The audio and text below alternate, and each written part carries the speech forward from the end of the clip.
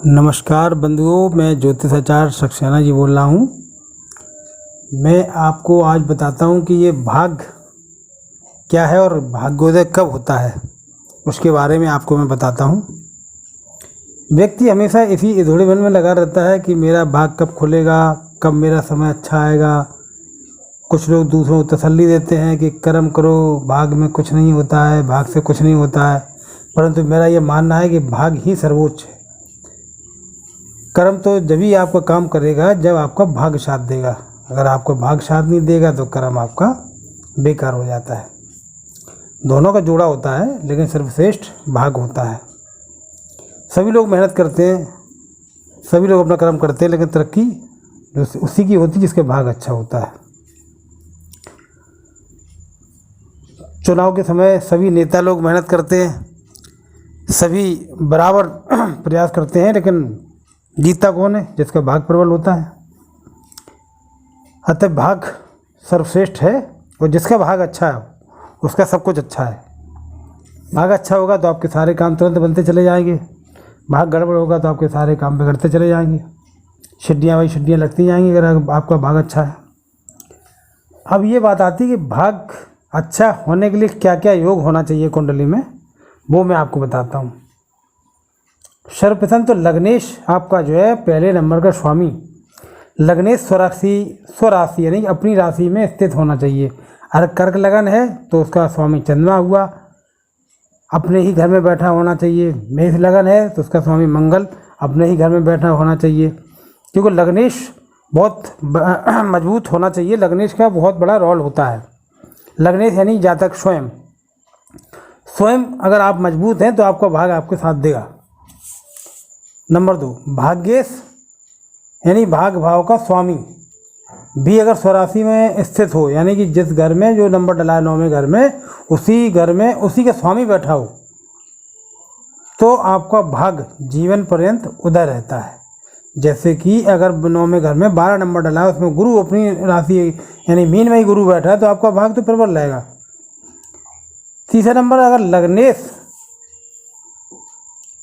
लगन में स्थित होता है तो भाग तो उज्जवल रहता ही है। और दूसरा आपका भाग्य से भाग भाव में हो गया, डबल असर हो गया। इसके अलावा भाग्य जितना बलवान होगा, जितने उसके अंत अच्छे होंगे, उतना ही भाग्य आपका प्रबल रहेगा। इसके अलावा दशमेश भी आपका प्रबल होना चाहिए, या दशम घर का मालिक उसी घर में बैठा हो तो सोने पर सुहागा होता है। अब मैं आपको बताता हूँ कि भाग्य या भाग्य आपका किस दिन खुलता है, कब खुलेगा भाग्य, कब आपको नौकरी या रोजगार में आप आगे बढ़ेंगे या प्रारंभ होगा। तो उसके लिए भाग्येश गौर करेंगे आप। भाग्येश गोचर द्वारा, यानी भाग्य घर का मालिक गोचर द्वारा है, हर एक ग्रह गोचर करते हैं। अगर आपकी ये मीन लगन डली हुई है, यानी कि 9वें घर में 12वां नंबर डला है, उसको गुरु उसका स्वामी हुआ। गुरु गोचर करता हुआ, अभी कुंडली कहीं भी बैठा हुआ है, गोचर करता हुआ अगर वो 9वें घर में आ जाता है तो उस दिन से आपका भाग प्रबल होना प्रारंभ हो गया। उसके अलावा दशम घर का स्वामी दशमेश भी गोचर करता हुआ दशम घर में आ जाए, और तीसरा लग्नेश भी गोचर करता हुआ अपने घर में आ जाए। चौथा, चंद्रमा भी अपनी राशि से चलता हुआ 5वीं 9वीं और 10वीं भाव में जिस दिन प्रवेश कर जाता है, उसी दिन व्यक्ति का भाग्योदय होता है। और साथ में भाग्योदय की अगर महादशा प्रारंभ हो जाएगी तो कहने क्या है, बहुत बढ़िया आपका भाग चालू हो जाएगा उस दिन। इसके अलावा कौन सा ग्रह आपके 9वें घर में बैठा है, उसके हिसाब से भाग्योदय का वर्ष भी होता है। जैसे सूर्य अगर 9वें घर में बैठा है तो 22वें वर्ष में आपका भाग्योदय करता है। चंद्रमा अगर 9वें घर में बैठा है तो 24वें वर्ष में भाग्योदय करता है। मंगल अगर 9वें घर में बैठा है तो 28वें वर्ष में भाग्योदय करता है। बुध अगर 9वें घर में बैठा है तो 32वें वर्ष में भाग्योदय करेगा। गुरु अगर 9वें घर में बैठा है तो 16वें वर्ष में भाग्योदय करेगा। इसके अलावा 40वें वर्ष में भाग्योदय करेगा। शुक्र अगर 9वें घर में बैठा है तो 25वें वर्ष में भाग्योदय करेगा। शनि अगर 9वें घर में बैठा है तो 36वें वर्ष में भाग्योदय करेगा।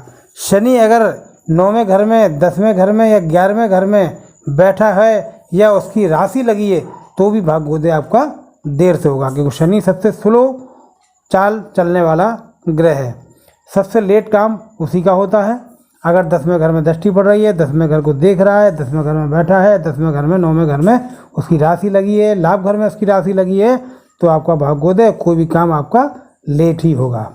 राहु केतु अगर 9वें घर में बैठे हैं तो 42 से 44 के वर्ष में भाग्योदय आपका होगा। इसके अलावा जातक को भाग के स्वामी की आराधना करनी चाहिए।